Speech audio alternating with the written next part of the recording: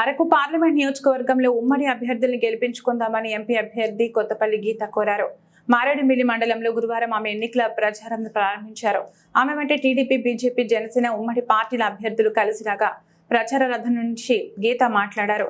రంపచోడవరం ఎమ్మెల్యేగా టీడీపీ ఉమ్మడి అభ్యర్థి మిర్యాల శిరీషను గెలిపించుకోవాలని కోరారు. ఈ సందర్భంగా అక్కడ జరిగిన రోడ్ షోలో మండల ప్రజలంతా ఉమ్మడి అభ్యర్థులకు మద్దతుగా నినాదాలు చేసి హుషారెత్తించారు. ఏపీలో ఈ 5 ఏళ్లలో అభివృద్ధి ఏమీ జరగలేదని, ముఖ్యంగా ఏజెన్సీలోని గిరిజనుల జీవితాలు అలాగే ఉండిపోయాయన్నారు. ఏపీ అప్పుల్లో కూరుకుపోయిందని గీత గుర్తు చేశారు. గిరిజనుల జీవితాల్లో వెలుగులు కనిపించాలని ఉమ్మడి అభ్యర్థుల్ని గెలిపించుకోవాల్సిన అవసరం ఉందన్నారు. ఈ ప్రచారంలో ఉమ్మడి పార్టీలకు చెందిన పలువురు నాయకులు, కార్యకర్తలు, మహిళా మణులు పాల్గొని గీత సహా అభ్యర్థులకు బ్రహ్మరథం పట్టారు.